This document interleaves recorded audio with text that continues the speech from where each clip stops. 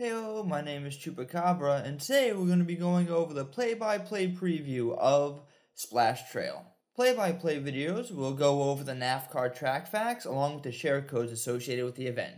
And then I'm going to talk you through the track, giving you some hints, some tips and tricks, and just some cool, fun information about this track and my thought process behind it. If you'd like to see this track without my annoying high-pitched voice in the background, go ahead and look up my other video, Splash Trail Preview. Alrighty, let's jump right into NAFCAR track facts. The name of this event is Splash Trail, and we have 2 share codes associated with the event, and after these track facts, we'll discuss the share codes. This is a trail race, which means the finish line is in a separate location from the starting line. The track motif is dirt road. 90% of this race is done on dirt road and 10% is done on paved road. So when you build your car, it definitely needs to be a dirt style vehicle. The starting location is Tulum Trail, and the entire course length is 17.4 miles. This is classified as a road course event. Because it's a trail race, the total race distance will also be 17.4 miles. Tire wear is rated a 2 out of 5, which means you should use around 30% of your tires. This track is one of the few tracks that you can actually get away with less than 30% used on your tires, which would actually technically classify it as a tire wear rating of 1. Damage wear is rated a 4 out of 5, which means you are expected to accrue heavy damage throughout the course of the event. This is the first race of the NAFCAR season in which damage wear is actually expected. At the 88% mark, there's a giant jump, and depending on how you take that jump will dictate how much damage you will accrue to your vehicle. Everybody has to make this same jump, so everybody will have different varying levels of damage. The remaining 12% of the race is done with whatever damage you have accrued because of this jump, and we are going to talk about this at length throughout the video, and this is because this is a main focal point of the track. Also, if you're not playing with damage on, then you don't need to worry about it. If you want to actually compete in the NAFCAR League, we run with simulation damage on. And we'll talk about this in future videos. Alright, let's get back to the track facts. The AI bots come in at a 4 out of 5, which means they handle this track pretty well. There's 2 checkpoints where it's kind of iffy, and that's depending on the type of car that the bot has. Splash Trail should take you about 12 minutes to complete. And with all these things in consideration, we give this track a difficulty rating, and with the high damage potential and the length of the track itself, the difficulty comes in at a 3 out of 5, which means it could be a little challenging to even experience Forza Horizon 5 players. Alrighty, let's jump right into the share codes. We only have 2 share codes for this event, and it doesn't matter whether you have damage on or off. What matters is the type of car you are racing. If you're using an S1 Modern Rally, go ahead and use that share code in brackets. This is the official race we use throughout the NAFCAR season, and this is what we're going to be play-by-playing today. If you're using any other car class or car type, go ahead and use that other share code in stars. This is the same event, except it's set to open class, so you can use whatever you want. Alrighty, let's get this play-by-play started. Alrighty, Splash Trail is the 6th event of the NAFCAR season, and we will be using S1 Modern Rally cars.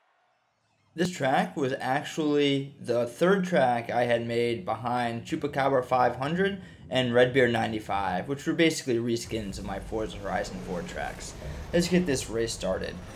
Something you'll notice about this track is it's really not that fast. Very rarely do you go above 120 miles per hour. There's a couple sections where you do flirt with the 140, but for the most part, I would say about 80% of the time you're going to be below 120 miles per hour. This track also features 25 splash puddles, and in case you don't know what happens when you run through a splash puddle, depending on how high your body is above the ground will dictate how much that puddle will slow you down and or throw your car in a direction. If you run through a puddle on, say, a hypercar versus a 4x4 pickup, you will notice the difference immediately between the two. With this race being done in modern rally cars, this means everybody will be at least within the same box. Every time you go through a puddle, it's going to slow you down. So this is why having a car with some good acceleration is much more important than having a car that tops out at 160 miles per hour. So we just saw on the screen what could happen when you run through a puddle. You run through it and it slows your car down a little bit. This track is full of slow left and right hand 90-degree turns, so you will be driving very slowly through a good portion of this track. There's a hard right hand turn here, looking down to about 40 miles per hour. Track is a survival race. The whole point of this track is to survive the first 80% with as little damage as possible. Because at around the 80% mark, there's a giant jump, and it's going to do a lot of damage to your car. It's okay though, because everybody else will also have to deal with this same problem. So it's very important that you take your time through the first 80% of this track. Any damage you accrue will basically multiply on itself when you reach that point. You know, if you deal 5% engine damage going through this first part and you take that jump, you know, you can end up with 15-20% engine damage. Whereas the driver who took care of his car and did no damage to anything, when they take that jump, their engine damage would be about 5%, where you were before you took that damage. And if you're playing against bots, this is even more important because bots don't take damage. Alright, kind of coming around a turn here. You notice on dirt, my tire temperature is not all that high. A lot of times when you race on dirt, it keeps your tire temperature well below where it's going to wear out faster. I kind of go through a puddle there, you know, slows me down a little bit. Kind of hit the brake. Another one of these hard left right hand turns. Just kind of trying to stay on the track. Notice how I'm about, 80 miles per hour. In the beginning, you really don't go that fast. It's more important to go slow and stay on the track and not fall off and fly into a tree. That puddle is a huge puddle. Look how much I slew down. Around the turn here. Alright, just kind of trying to stay on a little bit. Coming up to this U-turn. I love these U-turns, especially the ones that have banking like this. It kind of reminds you of a real paved track with all that banking. Gain some speed, about 117, didn't even reach 120 there. You would think, it's a pretty fast part of the track, but no, it's actually pretty slow. Yeah, hard left-hand turn here, down to 27 miles per hour. Another turn here, just kind of taking it easy. See why it's important to have a car that has good acceleration, whether it's top speed? Because I would get nowhere near, say, 160 miles per hour. And when you fine-tune for these racetracks, you got to keep that in mind. You can put more emphasis on things like acceleration and handling if you don't even have to worry about going above 150 miles per hour. A lot of splash turns. Now, when you go through splash, you notice it pulls your car a little bit. It can be pretty tricky, and a lot of that is once again dependent upon how high your body is off the ground. This section of the track has a lot of these splash puddles back to back. So as you notice, you're doing a lot of hitting the puddle, slowing down, trying to build up that momentum, hit a puddle, slow down, rebuild up that momentum. We got a pretty long paved section here. 90% of this track is raced on dirt, 10% is done on the paved road. Get this turn here. Not too much to really talk about. You notice how I'm on the paved road, my tire temperature's gone up a little bit, about 150. They started to turn a little green and get used. That's just the difference between being on a paved and dirt road. As I said, dirt road keeps the tires nice and cool. This is one of the few really high-speed sections. Oh, hang on here. Very easy to overdrive your car. Here we go, right down the hill. I'm going to go as fast as we can, climbing up this hill. I'm getting about 140. That's probably 140 is probably about the fastest you will go on this track, at least in this area. There's a second area where you flirt around with the 140 mark, but like I said, for the most part, you are well under 120. I'm finishing up this high-speed section. It's really easy to slide off this turn. I've done it a few times. It's not fun. Small road feature here, and then we're going to go on a small cross-country adventure. This cross-country feature here will feature a lot of slow left and right hand turns. We really want to take it easy coming through here because there's really no road for your car to grip on.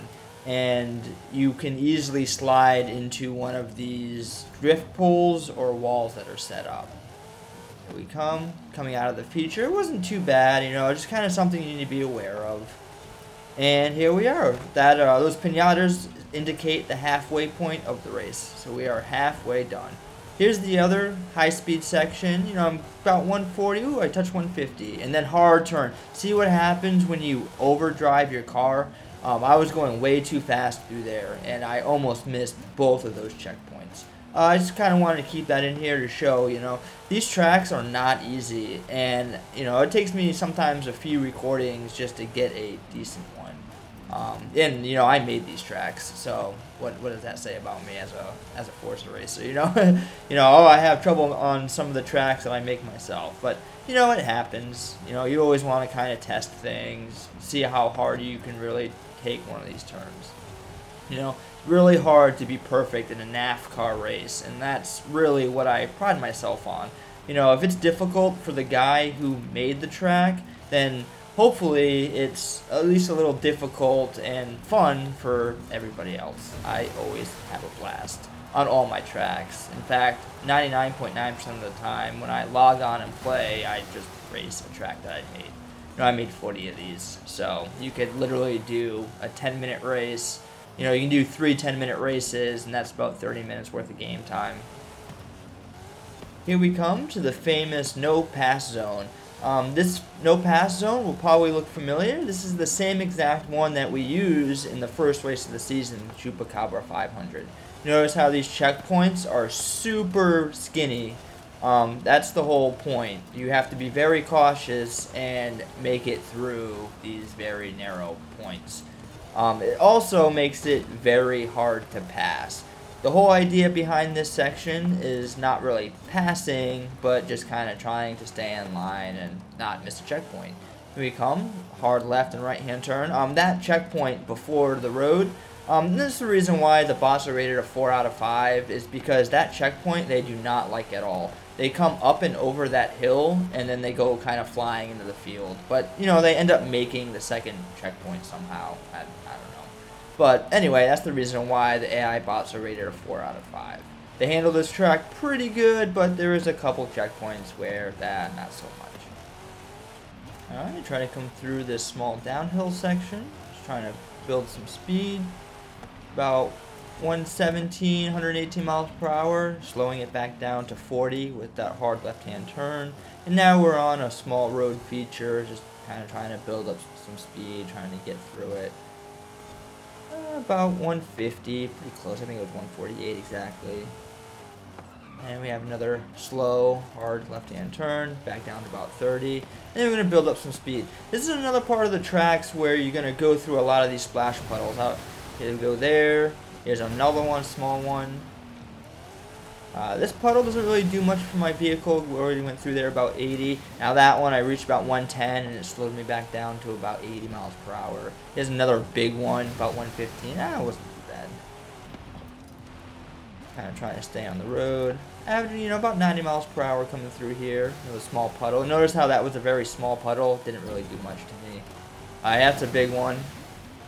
And all about trying to have acceleration, trying to build your car back up. I'm gonna come through the little town here. Now, kind of cool, this town is actually on a paved road, and I believe this is the last paved road section of the map. I'm just trying to stay on the turn. Tire temperature kind of gone up a little bit. Back down on the road, it drops back down. Make that jump there. You kind of want to be careful with that jump. That is one of those jumps where if you jump too hard, you will deal damage to your car when you land. We are big, wide left-hand turn, and we're going to go through this little straightaway, and then we are going to hit that jump I talked about, flying through the air, and look when I landed. I had 6.1% damage to my steering, 6.7% damage to my engine. This is why it's very important to keep your car clean throughout the first 80%, because that damage probably would have doubled. If I had done 6.7% engine damage before that point, you could probably expect that to be about 14-15% engine damage when you take that jump. Huge difference. Here we go. Went through another small. That was another small cross-country feature, and here we are back on the main dirt road, coming up towards the end here. The fact that this is mostly uphill really matters because of that jump damage. Going downhill with engine damage is a lot better than going uphill with that same engine damage. And it's also, like I said, important to keep in mind that everybody else will also have this same amount of damage. Alrighty, kind of coming towards the end here. These last few turns, a hard turn. Notice my car's not accelerating as fast. Kind of coming around through these turns here. I think this is the final straightaway.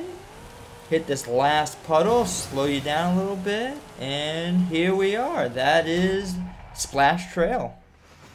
I tried to record this play-by-play a little differently. I hope that it was at least better than the last few play-by-plays I've done.